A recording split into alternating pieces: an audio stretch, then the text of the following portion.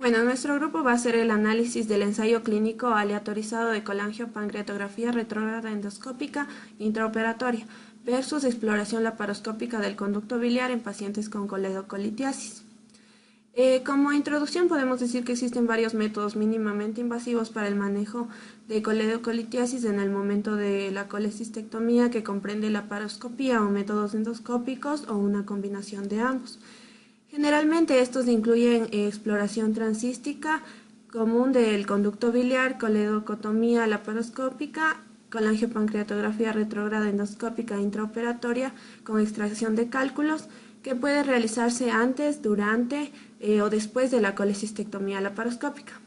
En estudios anteriores se comparó la exploración laparoscópica del conducto biliar con colangiopancreatografía retrógrada endoscópica intraoperatoria.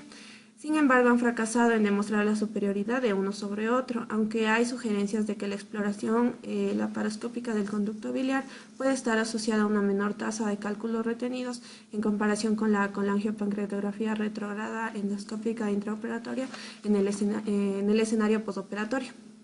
En cuanto a los métodos, este es un ensayo clínico aleatorizado en el que se incluyó a pacientes en edades comprendidas entre los 18 y 99 años, que fueron ingresados con diagnóstico de cólico biliar, coledocolitiasis, colecistitis aguda, colangitis ascendente y o pancreatitis por cálculos biliares.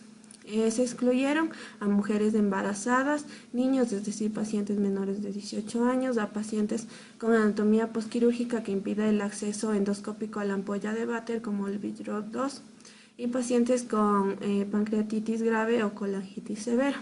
Todos los pacientes que dieron su consentimiento se sometieron a la colecistectomía laparoscópica programada. En cuanto a la aleatorización, la asignación se llevó a cabo mediante sobres numerados y sellados con letras generadas por el software de aleatorización para la aleatorización simple en una proporción 1:1. La secuencia de aleatorización se generó meses antes del comienzo de la investigación por un investigador que no estaba involucrado con los pacientes. Hablarles acerca de la metodología utilizada en este estudio. La exploración laparoscópica del conducto biliar se realizó por uno de 12 cirujanos que eran consultores en la unidad de salud. Todos los 12 cirujanos consultores habían realizado entre 10 y 40 procedimientos de exploración laparoscópica del conducto biliar antes de empezar el ensayo, además de otros procedimientos laparoscópicos complejos. Cuando un paciente fue asignado al azar a la exploración laparoscópica del conducto biliar, este se realizó inmediatamente después de la colangiopancreatografía intraoperatoria a través de la ruta transquística o coledocotomía. Asimismo, la exploración transquística se realizó bajo guía fluoroscópica o visión directa. La extracción de los cálculos usualmente se realizaba mediante la técnica de Needhausen o Zero-Trip. Los catéteres de balón se emplearon solo ocasionalmente y la litotricia también se usó solo ocasionalmente para los cálculos difíciles. La colangiopancreatografía retrógrada intraoperatoria fue realizada por uno de 4 endoscopistas acreditados en este procedimiento. 3 de estos fueron gastroenterólogos y uno era un cirujano especializado en cirugía hepatopancreatobiliar. Después de realizar la colecistectomía, se realizó una colangiopancreatografía retrógrada endoscópica intraoperatoria, realizando técnicas estándar con una vista lateral en el duodenoscopio. También se realizó la esfinterotomía y la esfinteroplastia con balón, cuando se indicaba una colangiopancreatografía retrógrada endoscópica. La extracción de los cálculos se logró utilizando catéteres de globo bajo una guía fluoroscópica. Los stents de drenaje también biliares o pancreáticos fueron desplegados solo cuando estaban indicados. En cuanto al cuidado posoperatorio, los pacientes recibieron atención posoperatoria rutinaria y fueron monitoreados de acuerdo a sus complicaciones. Estas complicaciones posintervención fueron clasificadas de acuerdo con el sistema de clasificación de Cotton. En el momento del alta, los pacientes fueron aconsejados para reportar a la institución de los autores de cualquier síntoma que presenten, que sea recurrente o de alguna sospecha de complicaciones, con fin de facilitar el seguimiento. Los pacientes fueron informados también, después del procedimiento, de la intervención que se les había sido asignada. Cuanto a las medidas de resultado, tenemos que el resultado principal analizado fue la tasa de aclaramiento del conducto biliar y los cálculos renales. El aclaramiento del conducto biliar fue definido como una colangiograma o colonoscopia intraoperatoria despejada o como una colangiograma obstruida después de este procedimiento. Los cálculos retenidos fueron definidos como cualquier cálculo dentro de la vía biliar, detectado dentro de los 2 años desde el inicio del procedimiento. Esto incluye presentaciones esperadas, no esperadas, así como también presentaciones sintomáticas y no asintomáticas de cálculos biliares.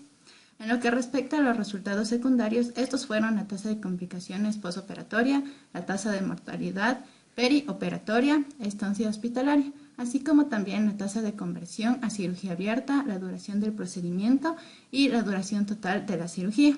La estancia hospitalaria fue medida en medidas de días de la operación hasta el alta. La duración del procedimiento fue medida en minutos desde la lateralización hasta el final de la colangiografía, mientras que la duración del procedimiento fue medido en minutos desde lo que respecta a la introducción en cuanto a la endoscopía hasta el final de la colangiografía. La duración total de la cirugía fue el tiempo en minutos, desde el inicio hasta el final. En cuanto a lo que respecta al seguimiento, tenemos que los datos fueron recolectados en el quirófano, en la sala de secretaría, en las oficinas.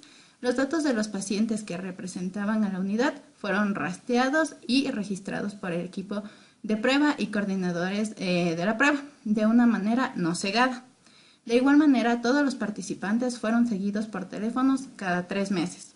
Otra información muy importante y requerida fue obtenida de sus doctores personales bajo un previo consentimiento. En cuanto al análisis estadístico, el tamaño de la muestra se basó en estimaciones propias del autor para detectar la superioridad de la colangiopancreatografía en un estudio doble ciego. Se utilizaron tasas esperadas como el aclaramiento del conducto biliar, con 60% en el grupo laparoscópico y 85% en el grupo endoscópico, y tasas de cálculo retenidos del 40 y 15% respectivamente, para posteriormente detectar una diferencia del 25% en las tasas de eliminación de cálculos biliares. Las variables se compararon mediante la prueba de T-Student. En cuanto a los resultados, se puede analizar por 2 grupos, los resultados primarios y secundarios. Los resultados primarios incluyen las tasas de eliminación de los conductos, que fueron del 87% en el grupo de la colangiopancreatografía y el 69% en el caso de la laparoscopía, con una P del 0.057 que tras el análisis demuestra que no es estadísticamente significativo.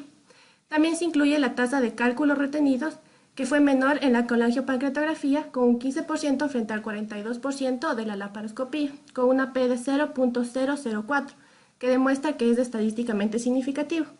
En cuanto a los resultados secundarios, se incluye la mediana de la duración de la estancia postoperatoria, que fue mucho más corta con la colangiopancreatografía, con 2 días frente a 3 días para la laparoscopía, con una P de 0.015 que demuestra que es estadísticamente significativo. En cuanto a la discusión, en este estudio la proporción de cálculos retenidos fue significativamente diferente en el seguimiento de CPRE y LVDE. La presencia de cálculos retenidos probablemente es el mejor indicador de la eficacia del procedimiento de la liberación de conductos. Hay que considerar distintos aspectos. Primero, dificultades técnicas como que no hubo acceso a un 2.7 milímetros del coledoscopio, impidiendo una visualización directa de los cálculos y por ende su retirada. 2. Fracasos experimentales en ambos grupos. 3. Exclusión de pacientes con signos de colangitis y pancreatitis biliar y que aumenta el riesgo de complicación en ambos grupos. En este estudio, en la LVDE hubo sustancialmente una menor velocidad de eliminación de cálculos. Cabe recalcar, el presente estudio estaba limitado por su naturaleza no ciego y así el potencial de sesgo de realización.